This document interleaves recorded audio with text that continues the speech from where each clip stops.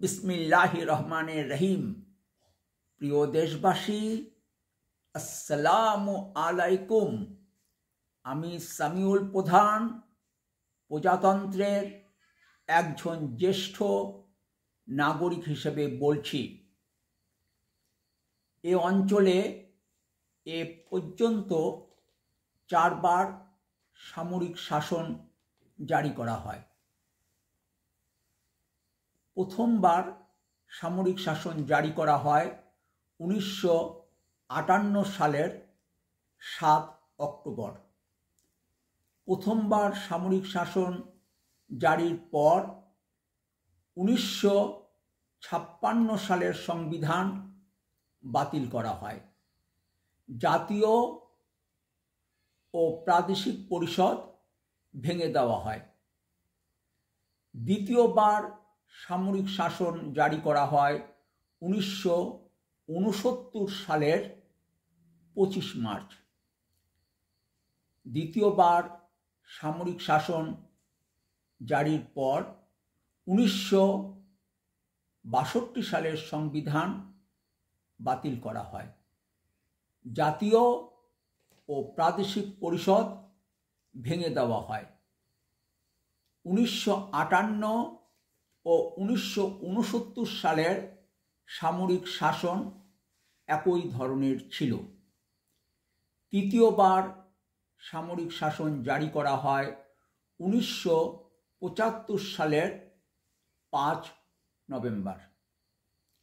তৃতীয়বার সামরিক শাসন জারির পর 1972 সালের সংবিধান বাতিল করা হয়নি। সামরিক প্রবিধান দ্বারা সংবিধানের কতিপয় অনুচ্ছেদ আচ্ছাদিত করা হয়, তবে জাতীয় সংসদ ভেঙে দেওয়া হয়। চতুর্থবার সামরিক শাসন জারি করা হয় 1982 সালের 24 মার্চ।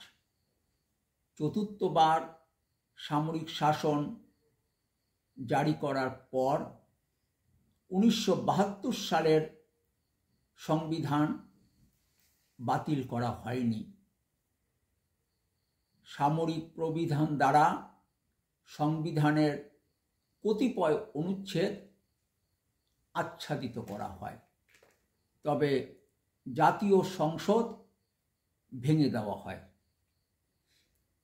1975 ও 1982 সালের সামরিক শাসন একই ধরনের ছিল, তবে 1975 ও 1982 সালের সামরিক শাসনের সঙ্গে 1958 ও 1969 সালের সামরিক শাসনের মৌলিক তফাৎ আছে।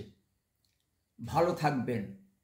সম্ভব হলে দেশ পরিচালনার নীতি ও পদ্ধতির পরিবর্তন নিয়ে কথা বলতে রাজনীতির আড্ডাখানা বলে পরিচিত রহমতে রাব্বানা ও রুম্মানে বেড়াতে আসবেন। ফি আমানিল্লাহ। আল্লাহ হাফেজ। বাংলাদেশ জিন্দাবাদ।